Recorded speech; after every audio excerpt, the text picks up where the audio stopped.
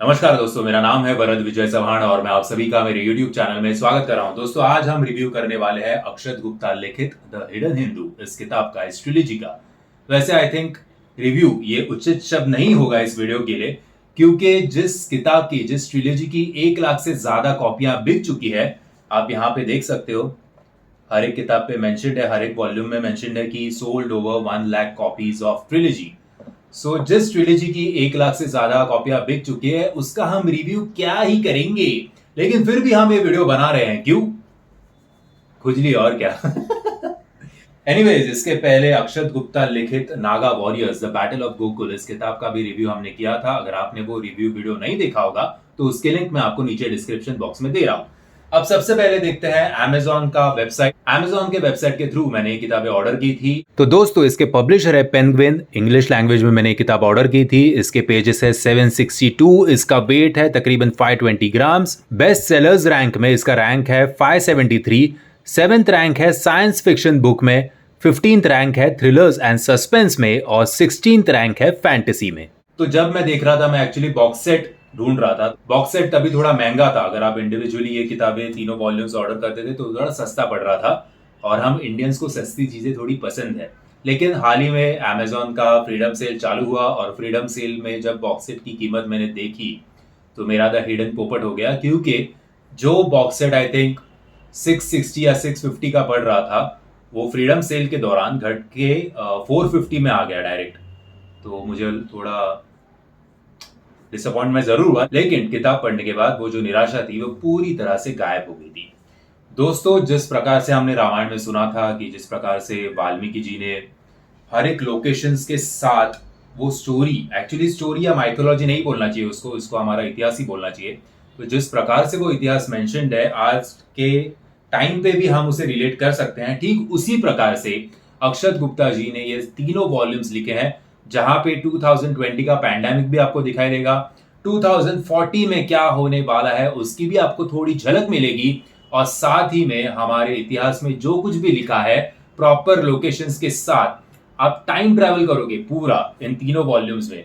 फिर चाहे वो मानसरोवर हो, रूपकुंड हो, भीमकुंड हो, ताजमहल हो, हमारे महाराष्ट्र का एलोरा हो, या फिर कुलधारा हो जो हाल ही में काफी फेमस हुआ है हॉन्टेड विलेज के नाम पे।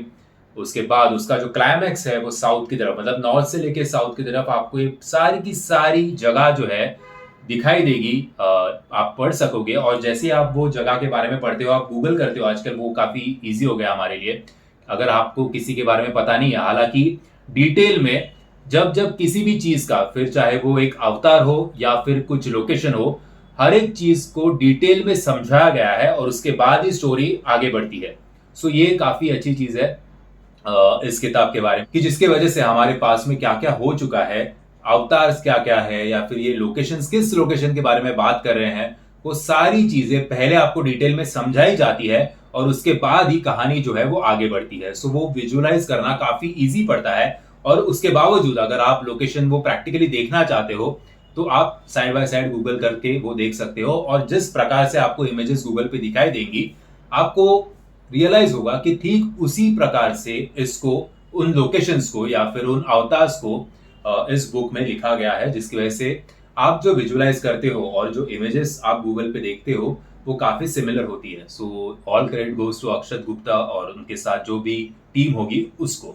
अब सबसे पहले अमेजॉन के डिलीवरी के बारे में बात करते हैं। ये तीनों बुक्स मैंने इंडिविजुअली ऑर्डर करने के बावजूद तीनों बुक्स काफी अच्छी कंडीशन में डिलीवर हुई थी, और सारी किताब पढ़ने के बाद आप समझ सकते हो कि ये कवर जो है वो फोल्ड होता है, लेकिन आपको कहीं भी वो लाइन दिखाई नहीं देगी, विच मीन्स इसका ओवरऑल बाइंडिंग हो या प्रिंटिंग हो, क्या बोलते हैं उसको पता नहीं, लेकिन वो अच्छा है।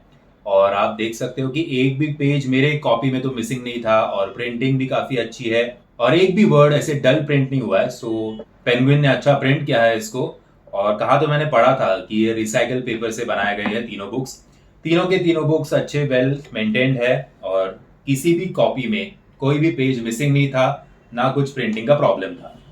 अब आते हैं इस बुक के कवर की तरफ। स्टार्टिंग में तो मुझे समझ में नहीं आ रहा था ये कवर क्या है, ये कवर मुझे इतना कैची नहीं लगा। तीनों बुक्स के कवर पेज आपको स्टार्टिंग में तो कुछ समझ में नहीं आएगा कि ये क्या चल रहा है भाई, क्योंकि ऐसे कुछ ब्राइट डिजाइन नहीं था, थोड़ा डल है और थोड़ा डार्कर साइड पे है। हालांकि वॉल्यूम 3 का मुझे डिजाइन अच्छा लगा था, आप देख सकते हो, लेकिन फिर भी जब तक आप ये पूरी किताब नहीं पढ़ते हो, पूरा वॉल्यूम नहीं पढ़ते हो, तब तक आपको इसका मीनिंग समझ में नहीं आता है। हर एक बुक के एंड में या स्टार्टिंग में जो जिसकी हम बेसब्री से इंतजार कर रहे थे कि वो चिरंजीवी है कौन और कब प्रकट होंगे, तो आपको उसका जवाब इस बुक के पहले एडिशन में एंड में मिलता है। अब वो चिरंजीवी, दो चिरंजीवी कौन है जो इस किताब के एंड में आते हैं, वो अगर आपको जानना होगा तो आपको ये वॉल्यूम 1 पढ़ना बहुत जरूरी है। वॉल्यूम 1 इज ऑल अबाउट ओम शास्त्री। और अगर मैं आपसे कहूं कि जो हमें बचपन से बताया गया है, जो हमने पढ़ा हुआ है कि बाबा 7 चिरंजीवी है दुनिया में, तो अगर मैं आपसे कहूं कि 7 नहीं 2 और है, तो ये 2 और कौन है, अगर ये आपको जानना होगा तो आपको ये किताब पढ़नी चाहिए। सो वॉल्यूम 1 है ओम शास्त्री के बारे में, जो 7 नहीं, जो 7 चिरंजीवी में से एक नहीं है, जो 8वें चिरंजीवी है, और वो चिरंजीवी कैसे बने उसकी भी एक अलग लाइफ स्टोरी है। और इस आदमी का पास्ट पता नहीं है, ना फ्यूचर पता है, प्रेजेंट में ये क्या कर रहा है किसी को पता नहीं है। इसको बंदी बना के रखा है रॉस आइलैंड में। और रॉस आइलैंड भी, मुझे तो पहले लगा था फिक्शनल वर्ल्ड होगा, लेकिन वैसे कुछ नहीं है। रॉस आइलैंड भी आप गूगल कर सकते हो, गूगल पे सब अवेलेबल है। रॉस आइलैंड पे इसको बंदी बनाया गया है ओम शास्त्री को, और दुनिया भर के इंटेलिजेंट साइंटिस्ट और डॉक्टर्स उसको क्वेश्चन कर रहे हैं। उसमें एक कंप्यूटर एक्सपर्ट भी है, तो वो पता लगाती है कि इससे पहले इसके काफी डिफरेंट आइडेंटिटीज थे, और जो आइडेंटिटीज उसके सामने आए हैं वो प्रैक्टिकली किसी भी ह्यूमन बीइंग को इतने साल जीना पॉसिबल ही नहीं है। तो उसको सब जन क्वेश्चन कर रहे हैं कि तू भाई है कौन, और एक ही चेहरा अलग अलग युगों में हमें कैसे दिखाई दे रहा है। क्योंकि यही बंदा रामायण में भी था, महाभारत में भी था, फ्रीडम फाइटर भी था, और उसके बाद एक बार वो खुद का बाप भी था और एक बार खुद का बेटा भी था। चेहरा सबका एक है, बस नाम अलग अलग है। तो ये सारी चीजें क्या है अगर आपको ये जानना होगा, साथ ही में हर एक युग में डिफरेंट नामों के साथ ये क्या कर रहा था, ये डिटेल में आपको समझाया जाता है। कुछ नाम जो है वो हमारे हिस्ट्री बुक में भी अवेलेबल है। सो ऐसे नहीं है कि ये सिर्फ रामायण महाभारत के टाइम का है, ये हमारे फ्रीडम फाइटर्स के टाइम का भी है। सो अगर आपको हमारे फ्रीडम फाइटर के बारे में कुछ जानकारी नहीं होगी तो आपको वो भी जानकारी इस वॉल्यूम 1 में मिलेगी। और साथ ही में ये सारे इंट्रोगेशन के बाद इस किताब के आखिर में आपको 2 चिरंजीवी दिखाई देंगे। अब वो 2 चिरंजीवी है कौन, अगर आपको इस बारे में जानकारी चाहिए तो आपको वॉल्यूम 1 पढ़ना बेहद जरूरी है। अब आते हैं जो डिजाइन मैंने बात की थी, ये डिजाइन है क्या भाई। तो ये जब मैंने पूरी किताब पढ़ी तब मुझे समझ आया कि ये प्रेजेंट करती है हमारे उन चिरंजीवियों को। ये जो उनका पार्ट है वो तभी का है जब वो सतयुग या द्वापर युग या त्रेता युग में होंगे, तब बोज एंड एरोस के साथ वो फाइट करते थे। लेकिन समय के साथ उन्होंने खुद को बदल दिया है और अभी उनके हाथों में आपको दिखाई देते हैं ये मॉडर्नाइज ऑटोमेटेड वेपन्स। सो ये रिप्रेजेंट करता है कि ना केवल राइटिंग के मामले में, लेकिन पोस्टर डिजाइन इसका कैसा होना चाहिए उसके मामले में भी अक्षत गुप्ता और उनकी टीम ने काफी डिटेल में रिसर्च किया था। अब आते हैं इस बुक के सेकेंड वॉल्यूम की तरफ। सेकेंड वॉल्यूम जो है आप देख सकते हो, ये सेकेंड वॉल्यूम का पोस्टर जो है वो पूरी तरह से रिप्रेजेंट करता है हमारे विलन गैंग को। अब वॉल्यूम 1 में जो 2 डॉक्टर्स थे, एक डॉक्टर, एक कंप्यूटर एक्सपर्ट, एक साइंटिस्ट, उन टीम में से 2 बंदे जो है वो हमारे 9वें चिरंजीवी के नौकर है। जी हाँ, हमें आज तक पता था कि केवल 7 चिरंजीवी है, लेकिन 8वां चिरंजीवी है ओम शास्त्री। और ओम शास्त्री के साथ साथ ये जो बंदा है ये कौन है, अगर आपको इसके बारे में जानकारी होगी तो वॉल्यूम 2 पढ़ना बेहद जरूरी है। और वॉल्यूम 2 में इस बंदे के साथ साथ उसके जो नौकर है, आपको यहाँ पे एक लायन दिखाई दे रहा है और साथ ही में एक हाफ ह्यूमन और हाफ स्नेक। तो इन दोनों की क्या हिस्ट्री है और क्यों ये आज तक, कलयुग तक, 2020 तक इस विलन को, इस 9वें चिरंजीवी को सर्व कर रहे हैं, ये जानने के लिए आपको ये किताब वॉल्यूम 2 पढ़ना बेहद जरूरी है। और साथ ही में जिस तरह से वॉल्यूम 1 में 2 चिरंजीवी इंट्रोड्यूस हुए थे जिनका नाम नहीं बताऊंगा, ठीक उसी तरह से वॉल्यूम 2 में और 2 चिरंजीवी ऐड होते हैं। और साथ ही में हमें एक ऐसे सिटी के बारे में इस किताब के स्टार्टिंग में ही पता चलता है जो सिटी खुद को दुनिया से बचा रही है, जो माउंट कैलाश पे स्थित है, और जहां पे सारे जो एक्सटिंक्ट हुए एनिमल्स है या वेपन्स है या ह्यूमन बींग्स है वो सारे के सारे ज्ञानगंज इस सिटी में ठहरे हुए हैं। वो क्या कर रहे हैं, उस सिटी का उद्देश्य क्या है, ये सारी चीजें जानने के लिए आपको वॉल्यूम 2 पढ़ना जरूरी है। अब आते हैं इस किताब के क्लाइमैक्स की तरफ, यानी कि वॉल्यूम 3 की तरफ। वॉल्यूम 3 में आप देख सकते हो कि राक्षस और ये 7 चिरंजीवी, ये सारे के सारे एक दूसरे से लड़ रहे हैं। फर्स्ट हाफ किताब का काफी एंगेजिंग है।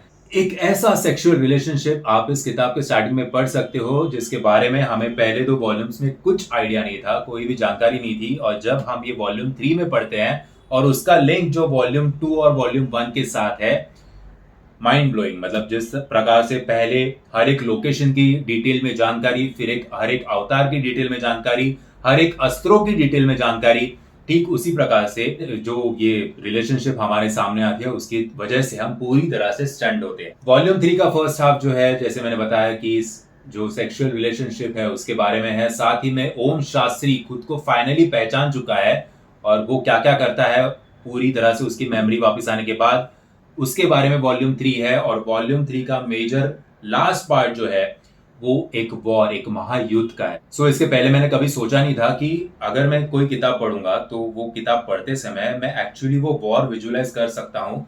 जो पावर अक्षत गुप्ता के राइटिंग में है, आई थिंक उसकी वजह से जब आप ये वॉर भी पढ़ते हो आप कहीं भी बोर नहीं होते ना, आपके दिमाग में कुछ कंफ्यूजन होता है कि बाबा कौन किसके साइड में है। ये काफी क्लियरली मेंशन किया जाता है और किताब के स्टार्टिंग से लेके किताब के एंड तक काफी काफी ट्विस्ट एंड टर्न्स है जो आपको एंगेज करते हैं इस किताब को पढ़ने के लिए। अगर आप आई थिंक दिन के 1-1.5 घंटा निकालोगे तो आप ये किताब आराम से 3 हफ्ते या 1 महीना में कंप्लीट कर पाओगे। लेकिन अगर आप 3-4 घंटे निकाल पा रहे हो तो आप इसको 10 या ज्यादा से ज्यादा 2 हफ्तों में कंप्लीट कर पाओगे। दोस्तों मेरी तरफ से मैं तो आपको हाईली रिकमेंड करूंगा कि द हिडन हिंदू, इस किताब को आपको पढ़ना चाहिए, चाहे वो रेंट पे हो या फिर आप डायरेक्ट बाय भी कर सकते हो। लेकिन इस किताब को पढ़ने के बाद आप अलग ही दुनिया में जाते हो, इसमें कोई दो राय नहीं है। और जिस प्रकार से, जैसे मैंने पहले भी बताया था कि पास्ट, प्रेजेंट और फ्यूचर को जिस प्रकार से मर्ज किया गया है, जिस प्रकार से हर एक चीज को, हर एक स्टोरीज को, हर एक बंदे के स्टोरी को एक धागे से बांधा गया है, वो काफी तारीफे काबिल। जैसे कि काफी सारी चीजें हमने सतयुग में जो पढ़ी थी उसका कनेक्शन हमें त्रेता युग में भी दिखाई दिया, और सतयुग का और त्रेता युग का कनेक्शन हमें द्वापर युग में भी दिखाई देता है। इन तीनों का कनेक्शन हमें कलयुग में दिखाई देता है। ठीक उसी प्रकार से इन 3 वॉल्यूम्स का कनेक्शन एक दूसरे के साथ एक काफी अच्छे धागे से बांधा गया है। और विलन गैंग के बारे में हमें एक्चुअली काफी गुस्सा आता है कि क्या चल रहा है, और एंड तक हमें ऐसे लगता है कि विलन गैंग जीतेगी। लेकिन क्या होता है कि जिसके वजह से ये भगवान या फिर ये 7 चिरंजीवी जीतते हैं, अगर आपको जानना है तो इन 3 किताबों को जरूर पढ़िएगा।